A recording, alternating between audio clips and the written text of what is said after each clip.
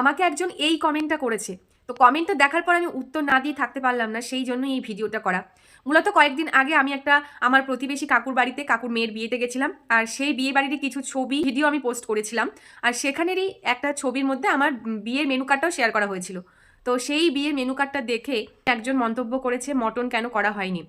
তো তার এই মন্তব্য দেখে আর একজন আবার এইভাবেই, হয়তো এইভাবে বলাটা উচিত হয়নি, সে জাস্ট বলেছে ইয়ার্কি ছলেও বলতে পারে, তো আবার তাকে এইভাবে রিপ্লাই করা হয়েছে। তো আমি একটাই কথা বলতে চাই, একটা মেয়ের বিয়েতে তার বাবা কিন্তু সারা জীবনের সঞ্চয় খরচ করে মেয়ের বিয়ে দেয়, আর মেয়ের বিয়ে মানে মেয়েকে দিয়ে দেওয়াটাই তো সব থেকে বড় ব্যাপার। সেটাই কজন পারে, একমাত্র মেয়ের বাবা মাই বোঝে এই কষ্টটা, ঠিক আছে? তারপর সেখানে মেনু কার্ড নিয়ে এত কথা, কেন মটন করা হয়নি তাই নিয়ে, ঠিক আছে একজন জাস্ট এমনি কমেন্টটা করেছিল, আমি সেখানে ভালোভাবেই রিপ্লাই করেছি। তার মধ্যে একজন আবার এসে এই সমস্ত কথাবার্তা বলছে, অকাত নেই, দম নেই, মটন কেন করা হয়নি, তাহলে মেনু কার্ড কেন শেয়ার করা হয়েছে।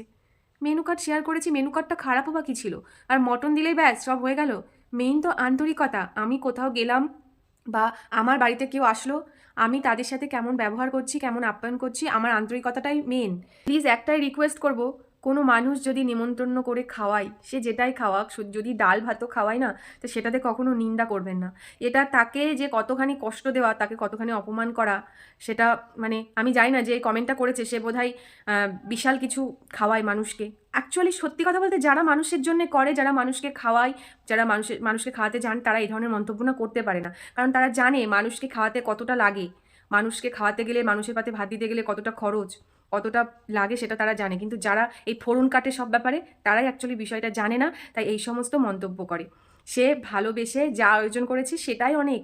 আর মেনুটা এমন কিছু খারাপ ছিল না, যথেষ্ট ভালো মেনু করেছিল। তারপরেও এই ধরনের মন্তব্য আমার মনে হয় আপনাদের করা একদমই উচিত হয়নি। এই দুদিন আগে আমি আমার একটা দিদি জামাইবাবুর মেয়ের বিয়েতে গেছিলাম, মানে আমার একটা ভাগ্নির বিয়ে, ননদের মেয়ের বিয়েতে গেছিলাম। সেখানে কিন্তু মটন করা হয়েছিল, কিন্তু সেখানে কিন্তু কেউ প্রশংসা করে বলেনি বা ভালো মেনু তো, ভালো মন তো তোমার দিদি জামাইবাবুর, এ কথাটা কিন্তু কেউ বলেনি। অ্যাকচুয়ালি আমাদের সমাজটা এরকম, প্রশংসাটা কেউ সহজে করতে চায় না, কিন্তু নিন্দাটা সবাই খুব সহজেই করে ফেলে। সত্যি আজব। তা আমি আপনাদের কাছে রিকোয়েস্ট করব, কেউ আমন্ত্রণ জানিয়ে যেটাই করুক, যেটাই খাওয়াক, প্লিজ সেটাকেই মর্যাদা দিতে শিখুন।